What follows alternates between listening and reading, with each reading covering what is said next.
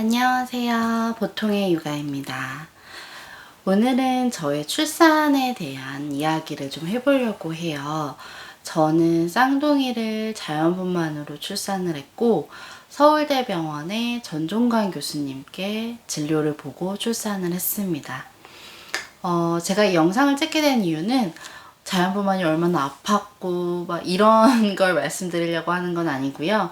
제가 쌍둥이 임신을 했을 때 제왕절개 후기라든지 자연분만 후기 이런 것들을 굉장히 많이 찾아봤었어서 혹시 저의 경험이 다른 분들께도 도움이 되지 않을까 싶어서 이렇게 영상을 찍게 되었습니다. 저는 일란성 쌍둥이를 자연분만으로 출산을 했고 저희 둘째 같은 경우는 여가였어요. 그래서 보통 아이가 하나인 경우에도 여가면 이제 제왕절개를 하잖아요. 근데 저 같은 경우는 이제 쌍둥이였고 한 명이 심지어는 여가였는데도 자연분만을 한 케이스고, 그거에 대해서 교수님께서 뭐 위험하다든지 아니면 좀 어려울 것 같다든지 이런 얘기를 전혀 안 하셨었어요. 당연히 이렇게 그냥 진행을 하는 것처럼 말씀을 해주셔서 저도 특별하게 막 걱정을 하지는 않았던 것 같습니다. 그래서 오늘은 서울대병원, 특히 전종관 교수님하고의 그런 진료를 볼 때 어떤 특징들이 있는지, 그리고 출산하는 거에 대한 과정, 이런 부분을 좀 말씀을 드리려고 하고요. 일단 첫 번째로 제가 서울대병원을 선택하게 된 이유를 좀 말씀을 드리면, 대부분은 쌍둥이를 제왕절개로 출산을 많이 해요. 저 같은 경우도 자연분만을 하기로 결심을 한 뒤에 제가 다니고 있는 그 동네에 좀 큰 병원에 문의를 했더니 그 병원에서 자기네 병원에서는 쌍둥이는 무조건 제왕절개를 한다. 자연분만을 할 때 굉장히 위험하다. 이런 식으로 약간 겁도 주시고 그랬던 것 같아요. 그래서 만약에 자연분만을 하고 싶으면 전원을 해야 된다. 하지만 자기는 제왕절개를 추천한다. 이렇게 말씀을 하셨었고, 제가 뭐 여러 가지를 찾아본 이후에 그래, 나 그래도 난 자연분만을 하겠어 라고 결심을 한 다음에 찾아봤더니 서울을 기준으로 봤을 때 뭐 아산병원 그리고 서울대병원 이렇게 큰 병원들이 유명하더라고요. 근데 저는 그 중에서 서울대병원이 저희 집에서 더 가까웠었고요. 그리고 서울대병원 산부인과의 전종관 교수님이 이런 쌍둥이 출산으로 굉장히 유명하신 분이라는 걸 알게 됐습니다. 보통 대학병원을 전원을 하면 그 시기에 대한 부분들을 좀 많이 걱정을 하시거나 좀 의문을 가지시는 것 같아요. 보통 너무 초기에 가면 그냥 동네에 있는 병원을 다니다가 약간 막달쯤 해서 와라 라고 얘기를 하시는 경우도 있다고 하더라고요.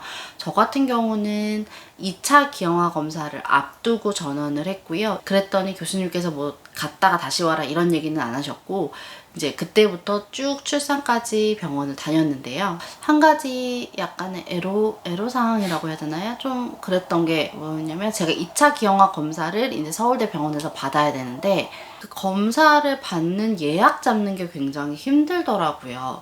이미 예약이 막 풀로 잡혀 있고, 특히나 쌍둥이 같은 경우는 검사하는 시간도 굉장히 오래 걸리는 편인데 그거에 대한 타임 스케줄이 잘 안 나오는 거예요.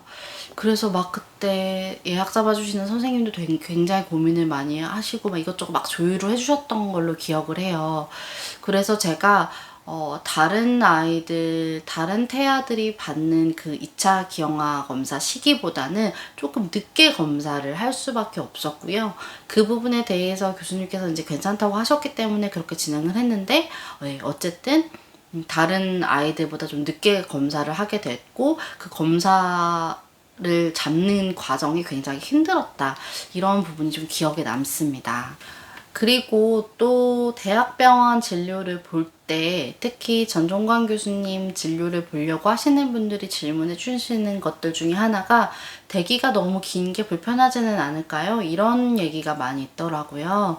근데 저 같은 경우는 워낙 예상을 하고 가서 그런지 그 대기가 그렇게까지 힘들지는 않았습니다. 어느 정도 제가 예상한 수준이었고, 그리고 저 같은 경우는 그렇게 병원이 멀지는 않았었어요. 집에서 한 2-30분 정도? 차 타고 2-30분 정도 갈 만한 거리였어가지고 그렇게까지 힘들진 않았는데, 만약에 뭐 지방에서 오신다거나 아니면 아주 멀리서 오신다거나 하시는 분들은 그 이동하면서 겪는 또 피로감도 있으니까 그러면 아마 좀 힘드실 수 있을 것 같은데, 저 같은 경우는 앉아있을 만한 자리도 충분했고, 네, 그렇게 대기하는 게 엄청 힘들지는 않았습니다.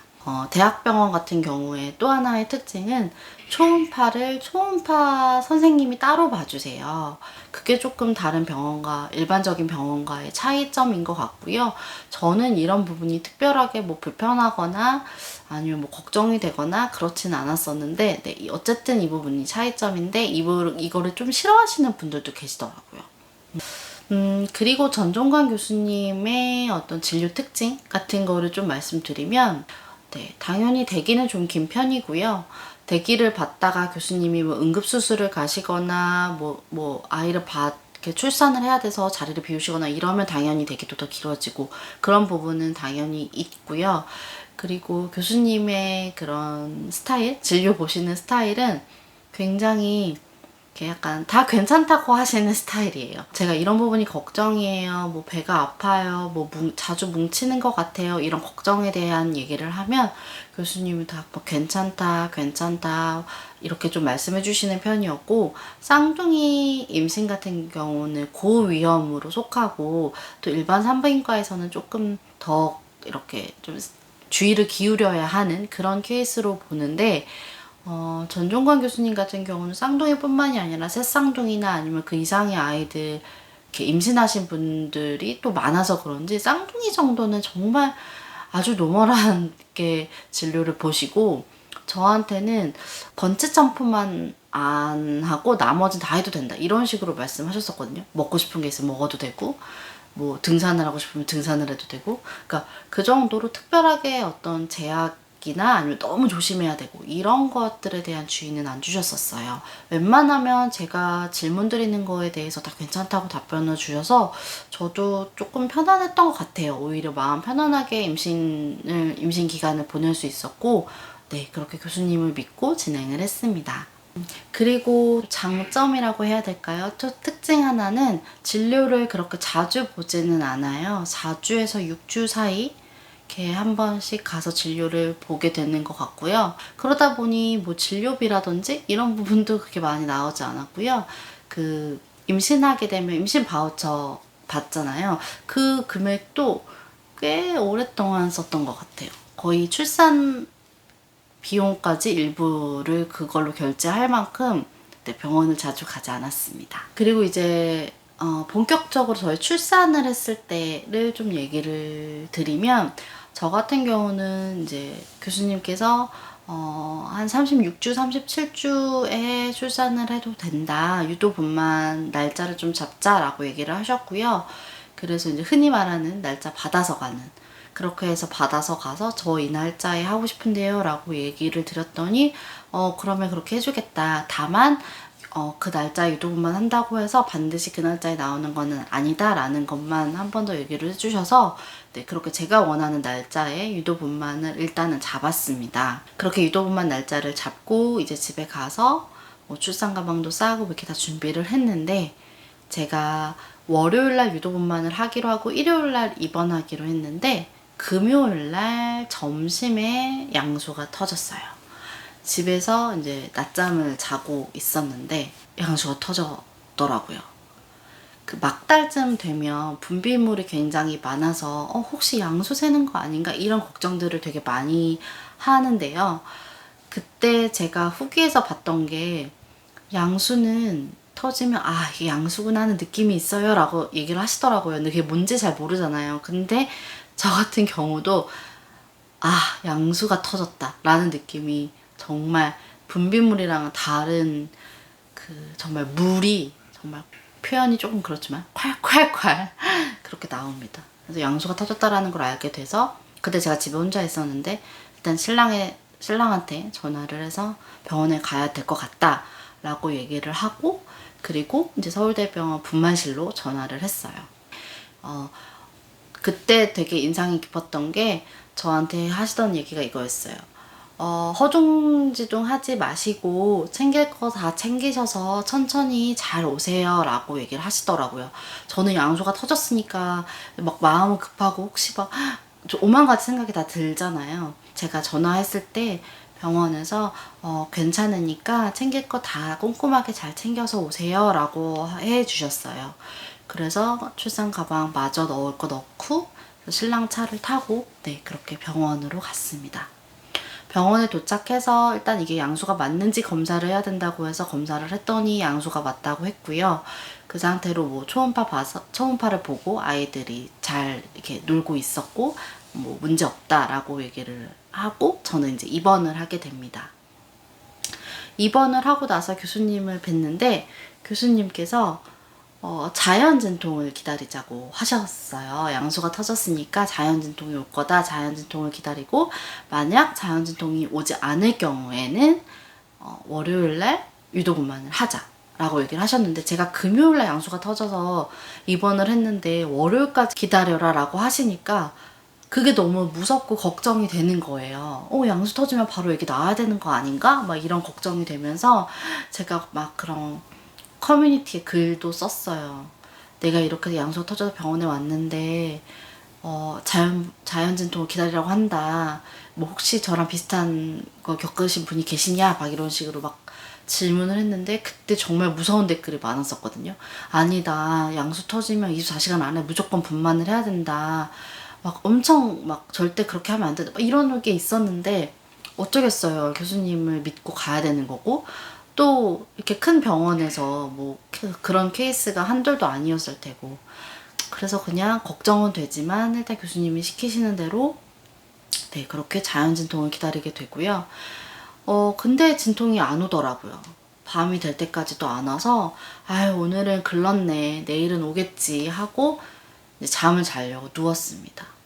누워 잠이 안 와가지고 막 뒤척이는데 살짝 한 11시 좀 넘었나요? 이렇게 생리통처럼 배가 아프기 시작하더라고요.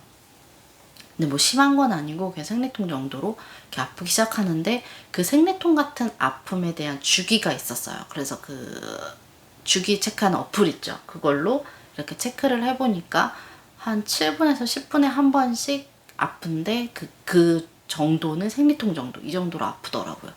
그래서 아직 이제 진통이 오려나 이제 이러고 있다가 변이 마려운 느낌이 나서 이제 화장실을 갈까 하다가 선생님한테 이제 간호 선생님한테 물어봤죠. 선생님이 좀 기다리라고 하더니 분만실에 연락을 해보고 나서 저한테 화장실 가지 말고 분만실로 가세요 라고 하더라고요.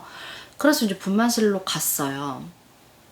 그때도 이제 코로나였으니까 마스크 잘 하고 이렇게 아주 멀쩡히 핸드폰을 들고 분만실에 걸어서 가서 이제 내진을 하는데 의사 선생님께서 안 아팠냐고 물어보시더라고요. 괜찮으셨어요? 뭐 이렇게 7cm가 열렸대요.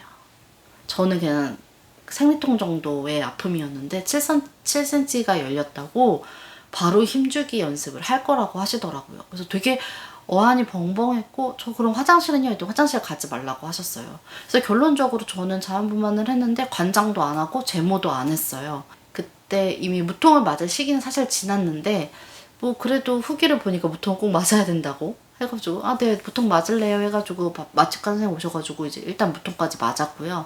무통 주사는 사실 그렇게 아프지 않았던 것 같아요. 약간 그 주사 약이 들어오는 그 느낌이 좀 이상한 거지 너무 아파 이러지는 않았었어요. 네, 그렇게 해서 이제 무통을 맞고 바로 이제 힘주기를 연습을 하는 거예요. 선생님이 힘을 어떻게 주세요? 자, 줘볼게요. 막 이렇게 바로 하는데 그때까지만 해도 이렇게 났나? 나 되게 애를 잘 낳는 편인가? 왜 이렇게 별로 안 아픈데 이렇게 하지? 금방 나오겠는데? 막 이렇게 생각이 들어가지고 약간 자만했죠. 근데 저 같은 경우는 7cm까지는 진행이 굉장히 빨리 됐는데 7cm부터 이제 10cm까지 열려야 아이가 나오는데 그때까지가 이제 진행이 더딘 그런 케이스였어요.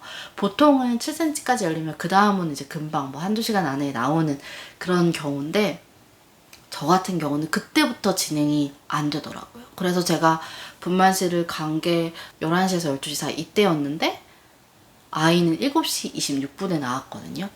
그래서 7cm 열린 상태에서 이제 그 무통 맞고 나서 힘주기 연습하기 시작하니까 그때부터 이제 배가 엄청 아프더라고요. 그래서 이제 그때부터 이제 진통을 겪었어야 했던, 네, 그랬었습니다. 그래서 약간 선생님도 이제 7cm까지 왔으니까 금방 진행이 다 될 것 같아서 힘주기를 했는데, 힘주기를 하다 보면 이제 힘이 빠지잖아요. 계속 힘을 줘야 되니까. 근데 진행이 안 되니까 막 조금 쉬었다 하시죠. 막 이렇게 하고 뭐 무통을 중간에 끊어보기도 하고, 무통 주사를 맞으면 진행이 좀 더디대요. 그래서 무통 주사 안 맞고 그냥 멈췄다가 좀 더 진행해보기도 하고, 하여튼 정말 우여곡절이 많았고요. 다른 후기에서처럼 네, 자연분만은 정말 아픕니다. 진통은 정말 아파요. 저도 살려주세요, 못하겠어요, 수술시켜주세요, 막 난리 나고, 마스크 끼고 있던 건 어디로 갔는지도 모르겠고 하여튼 난리를 쳤죠. 근데 어쨌든 이 영상에서의 핵심은 내가 얼마큼 아팠냐 이게 뭐 중요한 건 아니고, 이제 신랑이 무통주사 맞고 나서 들어왔던 것 같은데, 그때부터 같이 하는데 힘주기를 할 때 같이 이렇게 해요. 그러니까 저를 이렇게 겨드랑이로 이렇게 손을 넣어서 이렇게 들어주는, 제가 힘을 줄 때 신랑이 허리를 숙여서 저를 이렇게 들어주면서 같이 이렇게 힘을 더 잘 줄 수 있게 도와주는 그런 과정을 하고요. 그걸 이제 근데 신랑도 막 7시간 넘게 이렇게 하니까 정말 힘들었다고 하더라고요. 그래서 어쨌든 그런 과정을 거쳐서 저는 이제 분만을 하게 됐고, 교수님께서 7시 넘어서 오셨던 것 같아요. 토요일이었는데, 토요일 새벽이었는데도 불구하고 교수님께서 오셨고 내진을 해보시더니 바로 이제 딜리버리 하자 해가지고 아이를 낳았습니다. 그래서 첫째는 26분, 둘째는 30분 이렇게 각각 낳았고요. 2.1kg, 2.7kg로 나왔는데, 그 마지막에 초음파를 볼 때 둘 다 2.5kg 정도 될 거라고 했는데, 이제 나와 보니까 한 명은 좀 크고 한 명은 좀 작고 이렇게 나온 거죠. 다행히 뭐 다른 데 문제가 있던 건 아니고, 그래서 뭐 니큐나 아니면 인큐베이터를 가지 않고 바로 신생아실로, 네, 그렇게 갔습니다. 서울대에서 그 자연분만을 할 때에 조치해 주셨던 거, 이런 거를 조금 말씀을 드리면, 일단 아이가 나와야 되는데 아이가 나오는 게 좀 힘드니 어떤 그런 그 아이를 이렇게 흡입기처럼 아이를 이렇게 빼는데 도움을 주는 그런 도구를 쓸 거다, 이런 설명을 좀 해주셨고요. 그리고 이제 아이를 낳고 나서 한 명 나와서 신랑이 탯줄 먼저 자르고 저한테 얼굴 보여주시고, 그리고 젖을 물려주시더라고요. 물론 이제 아기가 막 바로 제 젖을 물거나 하지는 않는데 엄마 냄새를 맡으라고 이렇게 젖을 물려주시고요. 그렇게 해서 한 명이 가고, 또 이제 둘째를 또 똑같이 탯줄 자르고 저한테 보여주시고 전 물려주시고 이제 그렇게 케어를 해주셨었어요. 그래서 그게 굉장히 따뜻했고 아주 기억에 남습니다. 그리고 신랑도 저도 첫 출산이다 보니까 그때 되게 막 허둥지둥하고 뭘 해야 되는지 이런 걸 되게 몰랐었는데, 교수님께서 오히려 신랑한테 사진 안 찍냐 막 이렇게 권해주시고, 네네 사진 찍어야 돼서 사진 막 겨우겨우 찍고, 탯줄 자르고 나서도 이제 신랑한테 뭐 쌍둥이 아빠 된 거 축하한다고 하시면서 악수해주시고, 저한테도 엄마 너무 고생 많았다, 잘했다 이렇게 얘기를 해주시고, 그 과정이 너무 따뜻했었어요. 그래서 되게 굉장히 좋은 기억을 가지고 있습니다. 교수님도 새벽이었고 토요일이었는데도 불구하고 오셔서 이렇게 바로 출산 도와주시고, 그러니까 이게 뭐 병원마다 다른데 내 담당의가 있어도 이제 제가 진통이 언제 걸리냐에 따라서 그때 당직 선생님이 해주시기도 하고, 이렇게 내 담당의가 아닌 선생님이 해주시기도 하잖아요. 근데 저 같은 경우는 교수님께서 끝까지 다 이렇게 해주셨어요. 그래서 아주 건강하게 그렇게 출산을 했고, 여가였는데도 불구하고 특별하게 뭐가 뭐 위험했다거나 이런 얘기는 없으셨고, 제 그 기억으로 첫째를 낳고 그리고 둘째가 여가니까 그거를 이렇게 교수님께서 아마 이렇게 손으로 돌리시나 하여튼 어떻게 하시는 것 같아요. 초음파를 보시면서 아이가 이렇게 나올 수 있도록 이제 그렇게 하셔서 아이까지 낳았던, 그렇게 기억이 납니다. 영상이 좀 길어질 것 같아서 여기까지 1부를 하고요. 2부에서는 그 출산 이후에 이제 신생아실에서의 어떤 그런 케어라든지 이런 부분에 대해서 이야기를 나눠보도록 하겠습니다. 시청해주셔서 감사합니다. 안녕.